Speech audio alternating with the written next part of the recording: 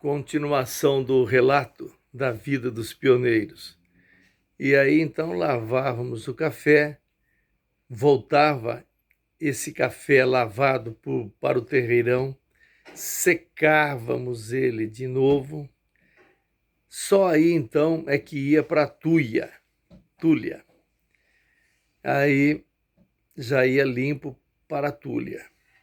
Depois que a tulha enchia até uma certa altura, é que o meu pai, meus tios e avós contratávamos então as máquinas de beneficiamento para comprar esse café. Então o pioneiro tirava a amostra do café, levava lá no Reinaldo Massi,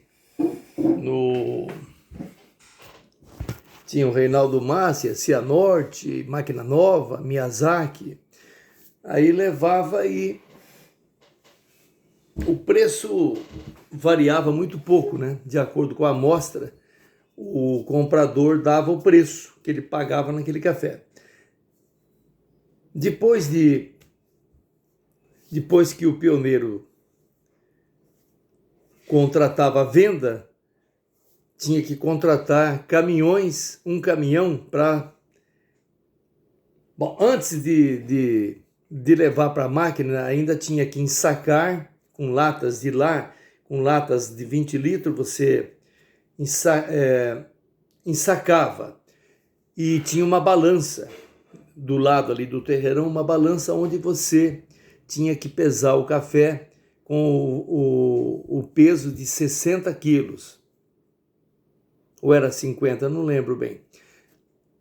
Após isso, nós tínhamos que costurar o saco.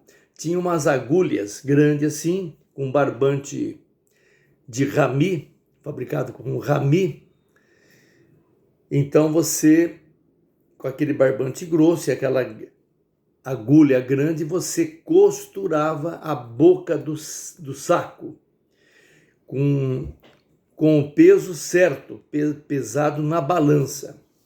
Aí você jogava aquele saco nas costas, levava até o caminhão e alguém lá em cima do caminhão ia armazenando as sacas. Depois de feita a carga, levava lá na máquina de beneficiamento, onde o produto era recebido. O comprador mandava tirar, saca por saca, furar. Tinha um aparelho que furava a saca e tirava a amostra daquele café dentro da saca. E aquele furo era pequeno, não havia vazamentos.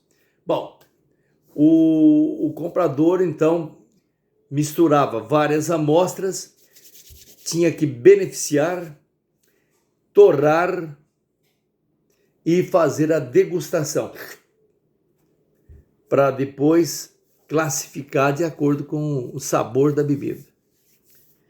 E cada tipo de café, cada tipo de bebida era um preço. E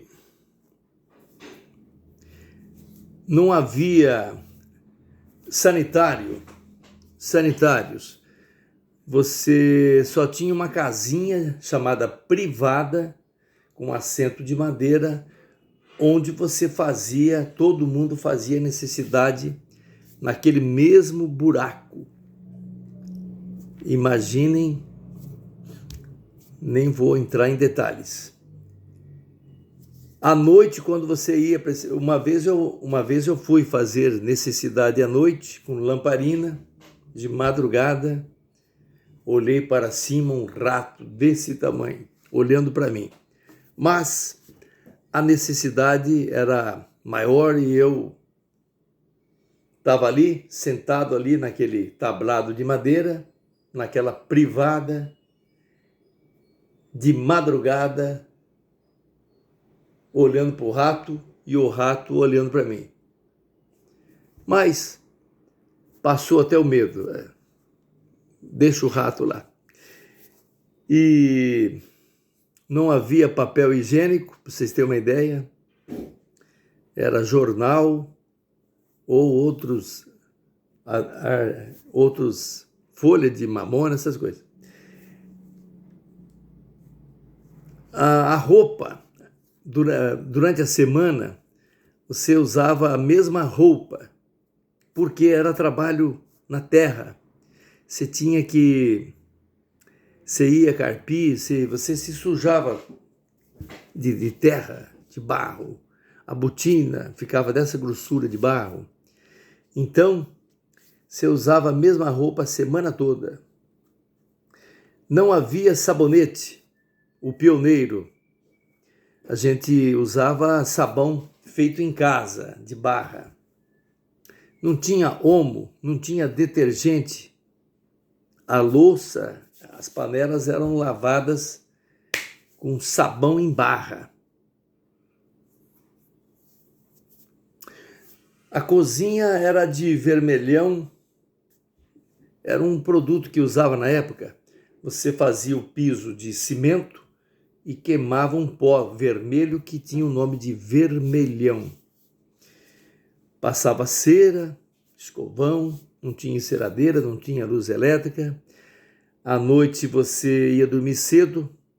O único conforto que o pioneiro tinha, depois de muitos anos de trabalho e precisava juntar dinheiro, era um rádio, a pilha. Para você sintonizar, você tinha que, lá em cima da casa, esticar uma antena feita com cordoalha de cobre. E à noite, o conforto era ouvir a Voz do Brasil. Está no ar, a Voz do Brasil. Diretamente do Congresso Nacional, as notícias da Câmara dos Deputados. Deputado Ney Braga apresenta projeto em favor do Paraná. Isso aí era o conforto do pioneiro nos anos 50, 60, 70. Ouvir de madrugada, enquanto a minha avó, minha tia, coava o café, ouvir música sertaneja, Tunico e Tinoco. Eu nasci naquela terra, num ranchinho beira-chão. Era muito triste, mas o pioneiro gostava de ouvir música caipira, sertaneja, Tunico, Tinoco, alvarenga e ranchinho, essa turma aí. Dormimos cedo, almoço, café da manhã, 6 horas, almoço às 10, 10:30, café da tarde às 3, jantar às 5:30 da tarde, 6 horas. Depois ouvimos mais música sertaneja na boca da noite e todo mundo ia dormir, acho que 8 horas da noite. Levava a lamparina, chegava lá, apagava, uma escuridão. Aí você dormia ouvindo os sapos lá no rio cantando. Quá, quá, quá, quá, a noite inteira. Os grilos e os cachorros que latiam de uma casa para outra. O outro respondia lá do outro lado. Era assim, toda noite, sapo, grilo e cachorro latindo. De manhã, os passarinhos acordavam a gente também, junto com os galos de manhã. Era conhecido como a alvorada dos pássaros. Muitos passarinhos, principalmente pássaro preto, bem-te-vi, sabiá, rolinhas, pombas, juritis. Desculpem a interrupção. Então, muitos pássaros e a molecada brincava no rio, pescando de peneira, nadando no rio. A gente fazia tanques, represas com pedras. Era a diversão nossa. Quando a gente queria que o riacho tivesse uma água mais profunda, a gente então juntávamos pedras e barro e e galhos, troncos de árvore, galhos de árvores, e barro e pedra, e a gente ia fazendo represas para podermos nadar numa água mais profunda. E a gente se divertia fazendo isso.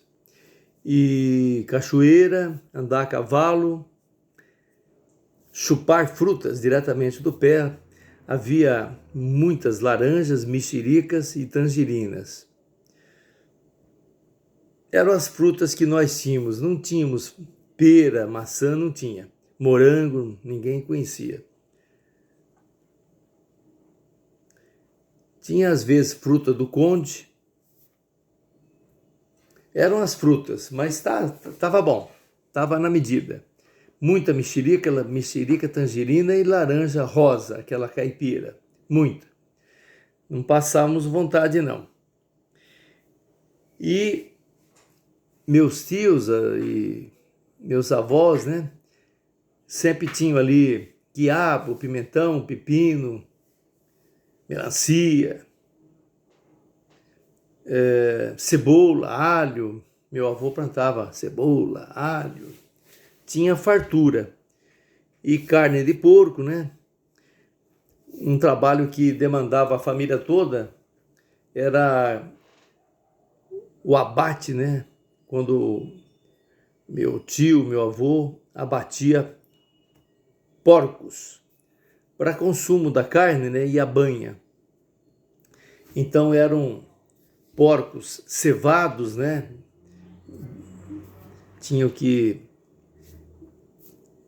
Esses porcos eram castrados e depois alimentados durante meses até ele crescer e engordar para ter carne e banha, para depois essa banha com a carne ia para dentro de uma lata grande com uma tampa redonda. Pá.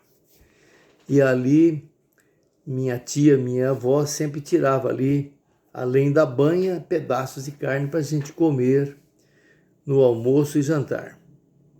Frango, eles tinham de centenas. Tinha o frango normal e tinha o frango do pescoço pelado. Quem é daquele tempo sabe o que é o frango do pescoço pelado. É uma raça que tinha, onde faltava pena assim no pescoço. Mas era a raça, não é? Já nascia com o pescoço pelado. E não faltava ovos, não faltava mistura. Agora, carne de boi era muito difícil. Às vezes alguém lá matava e vendia pedaços, né? Aí alguém matava um boi e os vizinhos compravam esse boi, cada um pedaço. Quando o meu avô, meu tio, vinha para a cidade também, às vezes levava carne de boi, que era um luxo. Na roça, comer carne de boi era um luxo, luxo, luxo. Churrasco. Naquele tempo antigo, ninguém fazia churrasco. Pizza, lasanha, estrogonofe, ninguém conhecia. Eu fui conhecer lasanha e estrogonofe quando eu já era um rapazão, já era praticamente adulto. Antigamente não tinha pizza, lasanha, estrogonofe, lanche, misto quente, x-salada, hot dog, ninguém conhecia, ninguém comia. Bom, os ricos talvez, mas as famílias mais simples como as nossas, não comíamos lanche.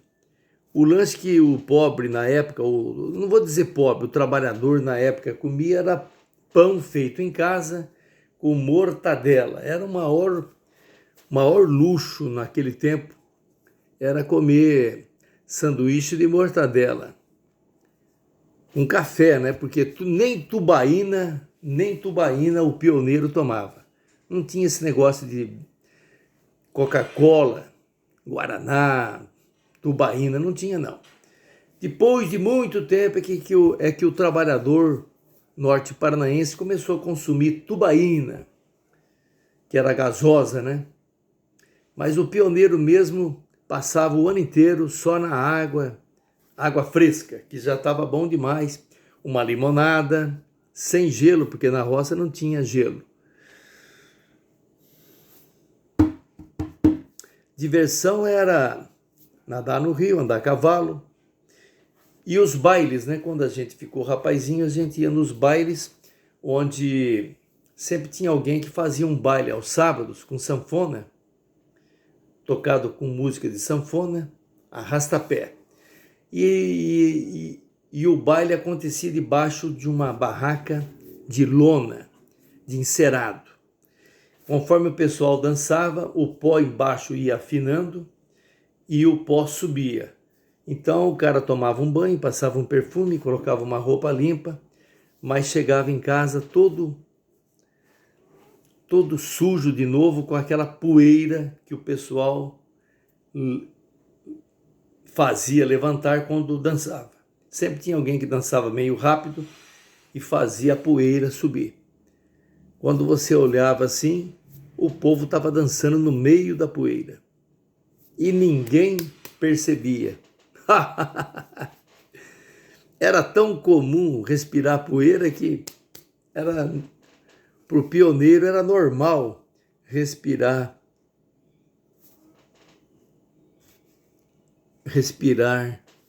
poeira. Pessoal, está ficando comprido esse segundo vídeo. E então eu vou encerrar. Outro dia a gente conta outras lembranças do tempo da roça. Mas havia muito respeito, ninguém ia para a cama sem pedir benção para o pai, para a mãe, para o tio. E de manhã também, à noite, antes de dormir, ao acordar, benção. Quando ia sair, pedia benção. Quando chegava, pedia benção. A benção, não falava bênção, falava benção pai, benção tio, benção avô. Era sagrado para os pioneiros. E muitas orações, né? Sempre via minha avó orando no altarzinho dela lá, com as imagens. Minha mãe, todo mundo tinha fé. Igreja ia 1 ou 2 vezes por ano na igreja, mas rezava muito em casa. Tinha os terços, novenas no sítio, né? Procissões. Pessoal, aí qualquer dia a gente volta contando outras lembranças do tempo da roça aqui no interior do norte do Paraná. O alemão disse que era assim.